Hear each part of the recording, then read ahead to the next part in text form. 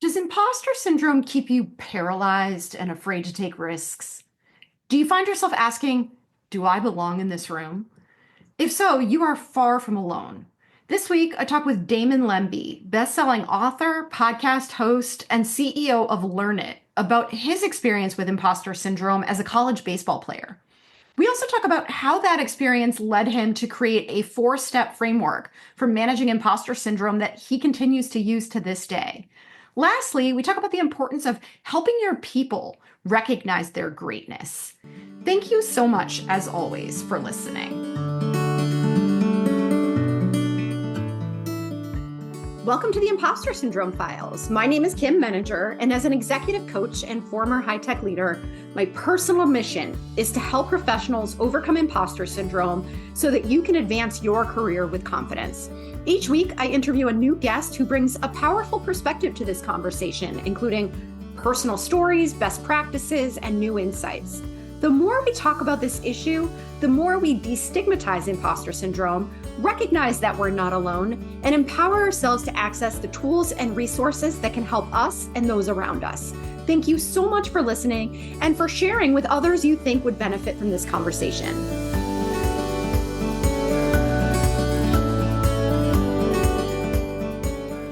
Welcome, Damon. It is great to have you here, and I'd love to start by inviting you to tell us a little bit about yourself. Well, Kim, it's an honor to be here, so thanks for having me. My name is Damon Lembi.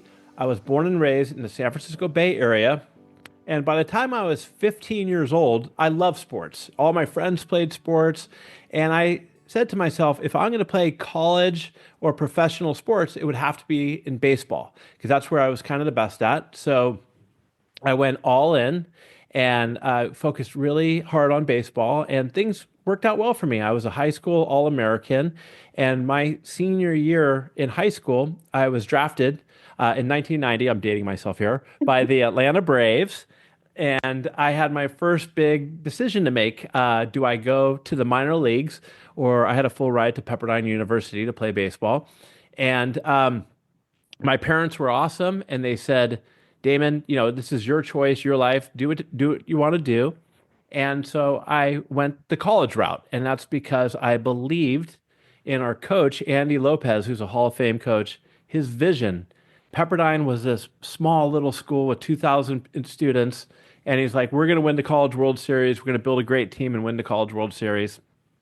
So I go there, and it's really the first time I really suffered with imposter syndrome. I'm sure we'll get back to that. And I got hurt, but didn't know if I belonged or not. And I ended up leaving.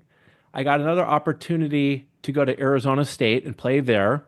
And by the way, Pepperdine won the World Series the year I left. So kudos to them. I mean, setting moonshot goals and making it happen was awesome. So I went to Arizona State. A lot of people told me not to go to Arizona State because they said, look, there's going to be 17 guys trying out for first base. And why don't you just go to a small school where you could play and move on with your career? And I said, this is my last shot with baseball. And that's something that was so important to me. And my dad, who I really looked up to, used to be a college baseball player and everything. So I went for it, and I got through my imposter syndrome. Really, I learned a lot there. And I was waiting to get drafted again. I hit a home run in the College World Series. My wife likes to say that's my glory days and my glory day moment. And at 22 years old, I didn't get drafted. And here I was. I didn't know if any of my skills were transferable. And I was fortunate. I came from a family who had a lot of different businesses, one of which was this small computer training school that was just opening up in June of 95 called Learnit.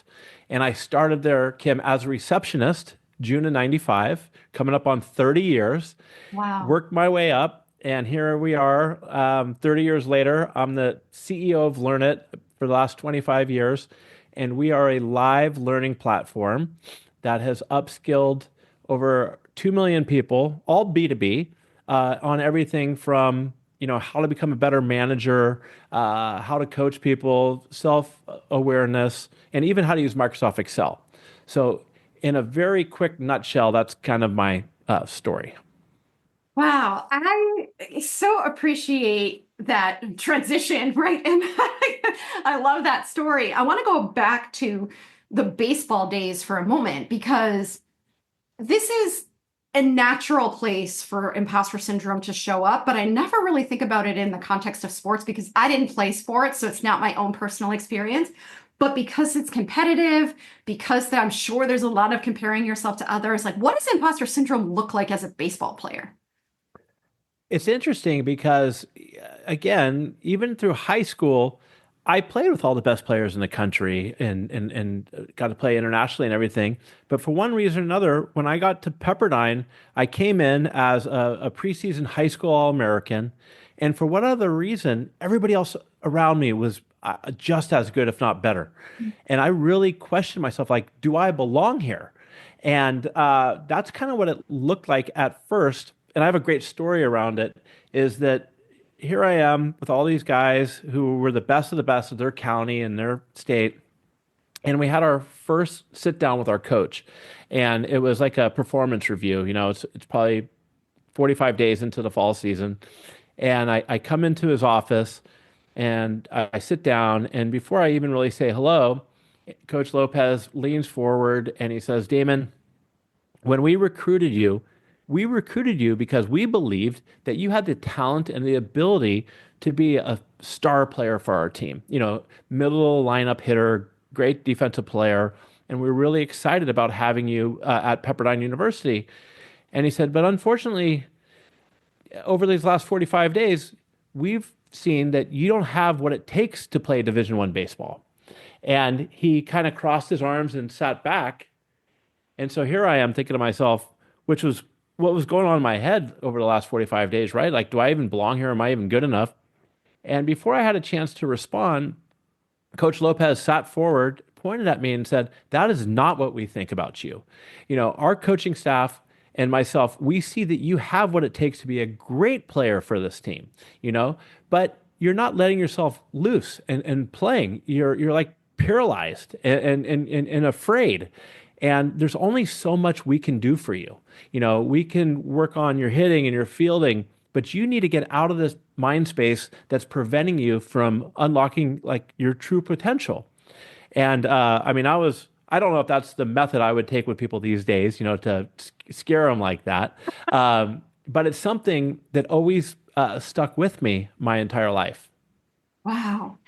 That had to have been because I think if before he got to the rest of that statement, right? I was just like, how do I go home? I just want to go home. I want to see my mommy. I want to sneak out. I'm going to start crying. I will start crying, and I'm just going to get out of here without anybody seeing me. That's exactly what was going through my head. So yeah, it does sort of probably doesn't lend itself to lots of different kinds of circumstances, but it probably does work better in a competitive sports environment. But the thing I wonder about too is once he did get to the end of his statement and really was telling you essentially you're getting in your own way, right? Mm-hmm. It's because you're holding back. It's because you're afraid, whatever it was that he was saying. Did that make you feel motivated? Like, how did you feel from there? Did you feel like, okay, now I know what to do differently? Or did you leave with even more anxiety? Like, what do you do with a message like that?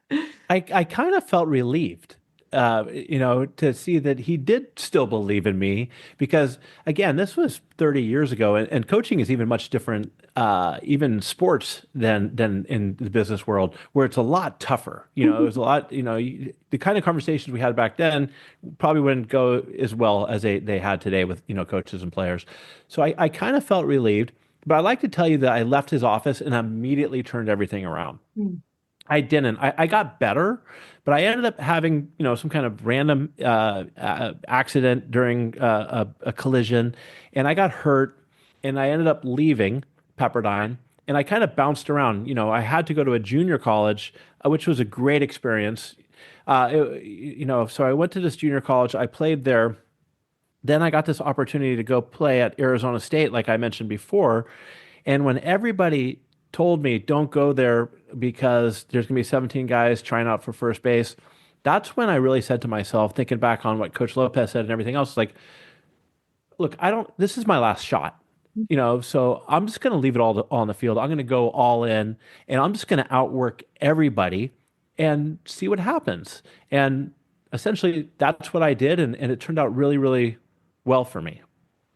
So what's interesting about that is that there's an element of I've got nothing to lose in what you're saying, right? If it's your last shot. And I wonder how much the perceived stakes, right, play into if you were feeling like this is my opportunity to prove myself so that I can get drafted, might your mindset have looked different, right? Then I'm just gonna, this is it. I'm just gonna leave it all on the field, right? Yeah, I mean, for me, it was baseball was always a dream of mine. I didn't go into too much detail, but I was the oldest of four kids, and all my friends were athletes, and it's like I love sports. And you're kind of coming up here. I was about 20, 21 years old, and I'm like, this is it. I mean, am I going to pass up this opportunity? And so I also kind of looked at it. I kind of coined the phrase now. I wrote a book called The Learn It All Leader: Mindset, Tools, and Traits, and I call it purposeful awfulizing. And when I looked at it as what is the worst case scenario, Kim? What the worst case scenario is I fall flat on my face, I don't make the team, big deal. Is that going to bankrupt me? Is that going to get me in trouble? No. So it's like I'm gonna go for it and give it my best shot and really stop worrying or having that anxiety, and really kind of see if I am good enough and if I do belong. And that's a heck of a lot better. And this goes for your listeners out there who are maybe afraid to apply for a job or try to get a promotion. I'm so happy with myself going for that opportunity instead of looking back all these years later like, man, what would have happened? The what if thoughts. Yeah, I think that's so powerful. And I often think about the fact that we are very self-protective as humans. And so our natural tendency is to minimize risk. But what we don't always think about is what are the risks of not doing something, right? We think of the Absolutely. risks of applying for that job and being rejected, but we don't think about the risks of staying in the same place that we are today. And so your point about minimizing the regret over the long term is so important. I think balancing those scales is really critical. Yeah, absolutely. I mean, it's one of those things where I think a lot of times I even see leaders today who they're afraid to get out of their comfort zone, Mhm. right? Because maybe things won't go as well as they want to, or maybe people will think, well, I don't have all the answers. And I think as a leader, if you're doing that, you're doing two things. You're stunning your own growth, but a lot of times you're stunning the growth of the people that you're leading, because you have to have that difficult conversation with them, or you have to try something and fail so they feel comfortable to try something and fail. So I think a lot of it is just learning how to get comfortable with failure and getting out of your comfort zone. I agree. And I think, this is where a lot of what might sound cliche comes up for me, but it's true is you're never going to feel ready to do something that's uncomfortable, right? You have to do it anyway. You do it and then your confidence grows on the other side of it. But a lot of times, especially those of us who are high achievers and are used to studying our way into things, there's that feeling of, oh, I'm just going to keep working on it. And then eventually I'm going to feel ready to do it. And it doesn't work that way. Doesn't work that way. You gotta go for it. Sometimes you just have to say yes, and go for it, and then back your way into it. Exactly. So you have a framework for approaching imposter syndrome. What does that look like? So I have a four-step framework, which I've been using my entire career, my entire professional career, but didn't really realize that I had a framework. I never shared it with anybody until like I said, I wrote that book where I just kind of put it down on paper. And so that framework it starts off with what we already talked about. Step number one is labeling your fear, purposefully awfulizing what is the worst case scenario. And once you look at the worst case scenario in step one and say, hey, I can do this, I can get over this, then I move into step two, which is work hard. I don't think that I know that there's no substitute for hard work. And the great thing, there's no hack. The great thing about hard work is sometimes it also keeps your mind occupied. So you're less likely to be worrying about things, right? So work hard. Step three is deliberate practice. In baseball, when I went to Arizona State, let's say that example, I was a poor fielder. So I had the coach hit me 1,000 ground balls. I just focused on that. And I say deliberate practice because sometimes when things are really hard, you might be a hard worker, but you're kind of all over the place. And you might even gravitate towards working on things that you're really good at, anyways. But you need to, again, stay focused on what you need to get better at. When I started getting into doing speaking, there was certain areas where I struggled on. So I just put in a lot of deliberate practice on that, to get better as much as possible. And then when you get a little better, then you move on to the next thing to work on. And then the final step of my framework is now that you've determined what your fear is, that you've worked hard, you put into practice, then it's time to learn and let go. Whether you're stepping into the batter's box for baseball, you're stepping on stage, or maybe you've moved into this role as a new manager, is stop worrying about preparation and technique. Just learn and let go. Give it your best shot and go for it. I mean, you might knock it out of the park. You might fall flat on your face. At the end of the day, it's going to be a great learning opportunity for you. I think you might get some feedback, and feedback to me is like the fuel for growth to get better. But also, I think you should just kind of pat yourself on the back that you took the next step and you tried something, because I've seen over the years so many people pass up opportunities because maybe they just don't think that they're good enough when they really are. And so, the steps again are, labeling your fear, working hard, deliberate practice, and really learning and let go and just going for it. I really like all of the steps, but I really want to comment on the learn and let go piece because you said just doing it essentially. And I am sure this comes up a lot in sports, which I, again, don't have a lot of experience with, but I think we all know what it feels like when you're in your head, right? And you just do not perform at your best when you're second guessing yourself or you're overthinking it and you're paying too close attention. You just have to do it, right? You just have to let it go, as you're saying. And I think that that's a useful lesson no matter what field you're in. Yeah, absolutely. Again, going back, let's talk about, keynote speaking. So you're thinking about, where am I going to stand on stage? How am I going to present this? Blah, blah, blah, all this stuff. Well, the guy who coached me, Darren Bridget, who works at Learnit, actually said 3 hours before, just stop thinking. Again, stop thinking. You've already done a lot of the work. Just realize that you have confidence in yourself and go out there. And it's too late to change anything anyways and pivot. So now just go out there, have fun, and give it your best. That's all we can do. We're humans. You're going to have good days. You're going to have bad days.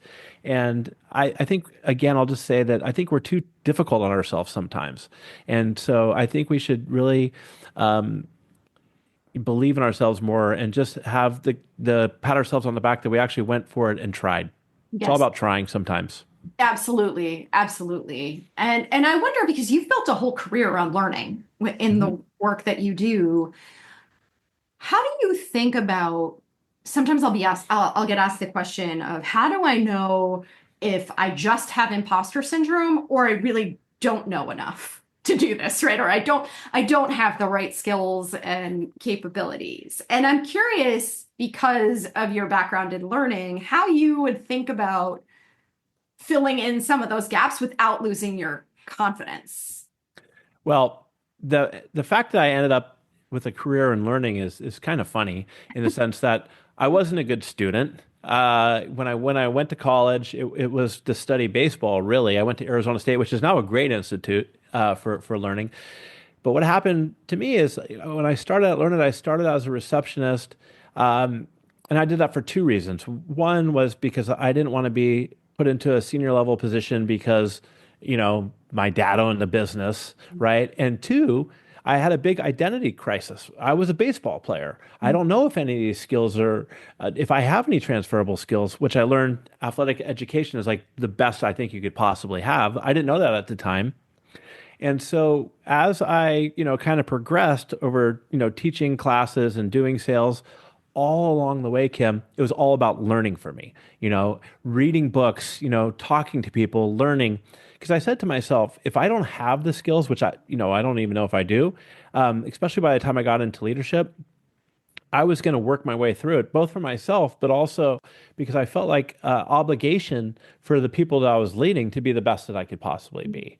And the thing that really stood up for me is, I don't have a Ivy League education or anything like that. I just feel like I'm somebody who's put in the effort, really enjoyed learning and growing, and that's what's kind of kept me going. So yeah, I don't know if I had the skills or not, but I figured that if baseball wasn't going to work out for me, I felt like there had to be something I could be great at. And I just, again, I cliche as you want to say it, I just kind of went all in and said, I'm just going to give my best at learn it. And so that's what I've done.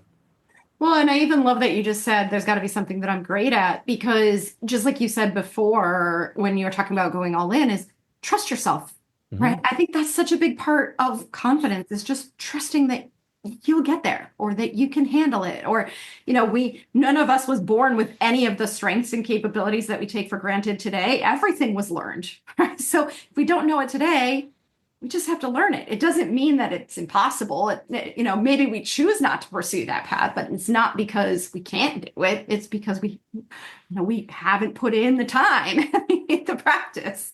And I think that that is really important when we say trust ourselves, because that's true. But for all your listeners out there, whether you're a parent, whether you're a coach, or you're a business leader, I also think it's our obligation to help our people understand how great they are and what they're capable of achieving. I, I remember early on in my high school baseball career, a coach sitting me down and saying, "Hey, Damon, look what you've achieved already in your career." And even in my professional career, there have been times where I didn't know if I was good enough for this or that. And having a mentor highlight for me some of the successes I've already had. So I'm not saying you should rely on other people to help get you to trust yourself. I mean, for me, one of the tips I always tell people to do is keep a little note on your phone and write down, some of the successes you've had. So the Mhm. next time you worry about if you're good enough, kind of reflect back on some of the great achievements you have had. Now, on the flip side, I've been in situations plenty of times over the last 25 years where I've had somebody at all stages in their career and they doubted themselves, whether it was self-doubt or imposter syndrome, where I'd sit them down and say, "You've done this, this, this, and this. Do you realize how much you've accomplished?" Mhm. And I think that that's one of the greatest things that leaders or coaches or parents can do is help people see what people have achieved and what people are capable of. You're right. And I think we all have a negativity bias. It's part of our Hmm. wiring, right? So we're always going to notice that one mistake we made when everything else went well. And so it's great to have people who can help us, see past those blind spots and recognize we're doing better than we think we are. And especially the negativity bias really plays in a lot to high performers because Mm. high performers set up such a high bar for themselves that when things don't go right, sometimes they automatically go to the negative. And just helping them and yourself, if you're a perfectionist, either to realize that you don't have to be perfect. And then again, it goes back to maybe just focusing on the process of the effort you put into it. Absolutely. Absolutely. I think that's critical. And so I wonder, do you ever experience imposter syndrome anymore? Do you feel like this process is just something that you do naturally? Absolutely, I feel imposter syndrome. And I think we all do. And I think if somebody says that they don't experience imposter syndrome, in my opinion, they're either lying or they're a sociopath. That's what I think. You know, and as you go up the ladder and get more senior in your role, yes, you have imposter syndrome and you want to wonder if you belong or not. And I just kind of revert back to this framework that I've used over all these years to work my way through it. But and the other thing is that I've learned and I've gotten better at over the years, Kim, is stop comparing myself to other people. Because you put some people on a pedestal and then you're trying to achieve what they have, or you think that they're so great. A lot of times they're not as great as they may look to be. And especially when you have conversations, you realize sometimes that, hey, I'm right there. I'm a peer with this person. Uh, and even if maybe you're not, right? I mean, just be grateful for what you have and what you have achieved. But no, to answer your original question, yes, I struggle with imposter syndrome. And I really just do my best to get myself out of my comfort zone, say yes to things that maybe I'm really afraid of, but I want to accomplish, and then find a way to, try to be successful at them. Yes, that's my secret too, is if I really want to do it, I'll say yes and then figure it out later. What did Sir Richard Branson, one of my favorite, he always says, screw it, let's do it. So yeah, say yes. And then, you committed to it. And I'm one of those people who believes in not overpromising and underproducing. So if somebody, offers me something and if I think it through and something, like I took a keynote early on at the Naval Academy, for like these high-ranking fire chiefs. And I was like, am I even qualified to do this, for these people? And I said yes, and I worked really hard at it, and I think it went really well, So sometimes you just got to take a chance and go for it.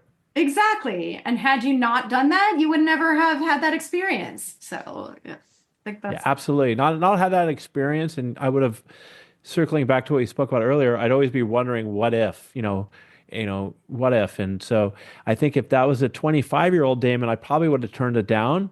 But the 50-year-old Damon with all this experience, I absolutely went for it.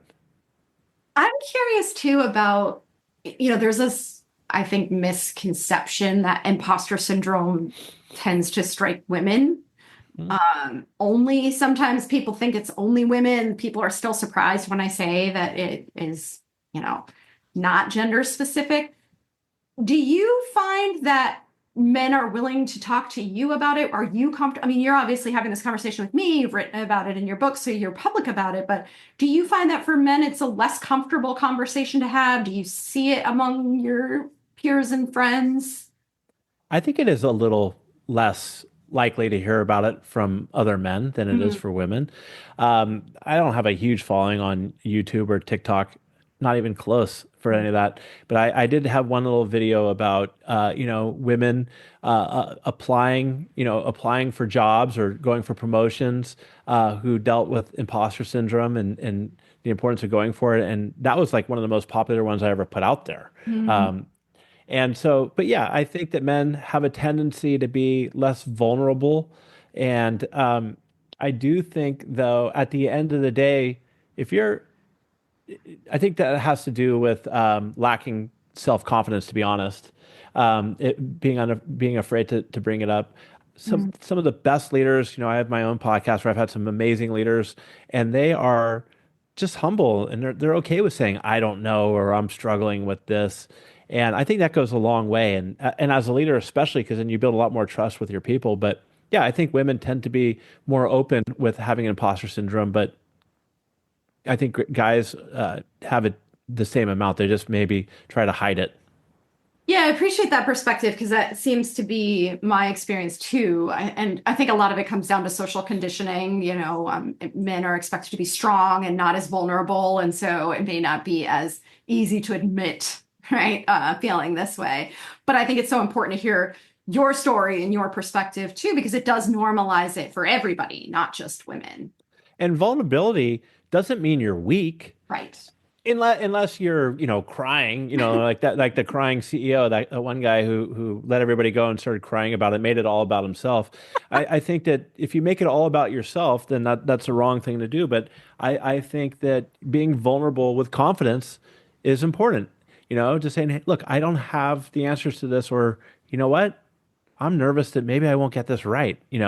But if you do that, people will want to help you, and whether it's you're struggling with something physical or, in the work world or family, you don't have to go at it alone, Kim. You reach out to your network and just say, hey, help me. I mean, I need some help with this.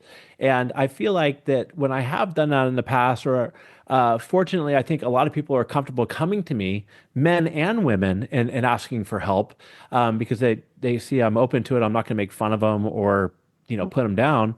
I think that going at something and challenges that you have, it relieves again a lot of that anxiety because you're not going at this challenge alone. You have support there to help you get through it. That is really important too. I think it makes a big difference when we see people as support resources, right, as opposed to competition, as you were saying earlier. We're not comparing ourselves to other people. If people are a couple steps ahead of us, what can we learn from them? And if people have done this before, why recreate the wheel, right? We are all in this together, and it's so much easier if we can depend on each other. And I think so much of that is based on the frame that we bring to it, right? Am I perceiving myself as weak for asking for help, or am I looking at this as an efficiency measure. Yeah, I mean, I had this one guy on my show, Rick Jordan, who called it the dummy tax, and it's like find people that maybe you aspire to want to be like, maybe who's a couple of levels ahead of you, and learn from them. So maybe like you just said, to make it more efficient, so you could not have to go through some of those mistakes. You could learn from some of the mistakes that they've made and, elevate yourself, without having to go through some of those struggles. And then you can go turn around and pay it forward, and share some of your dummy tax stories. Like I've got plenty of them to help the next generation or other people who are trying to get from their level up to where you're at. Exactly. Yes. This has been fantastic, Damon. Thank you so much for sharing your story and your insights. Where can people find you if they want to learn more about you and your work? So I'm pretty active on LinkedIn. So Damon Lembi on LinkedIn. I mentioned I have a podcast called the Learn It All Podcast. And so please check it out there. I really enjoy that. And my company's website is learnit.com. So those are the three best places. Perfect. And those links will be in the show notes for anyone who is interested. And thank you so much once again for being here. Thanks for having me. I had a great time. Thanks so much for listening to the Impostor Syndrome Files. If you would like to continue this conversation in a safe and trusted space, I would love for you to join my virtual discussion group every Thursday at 12 p.m. Eastern. For the past several years, the group has been limited to women, but it is now open, regardless of gender, to anyone who is interested in exploring and troubleshooting common workplace challenges, building better awareness of ourselves and others, and becoming more inclusive allies at work. Check out the show notes for more info on how to find us, and please join us next week for another episode of the Impostor Syndrome Files.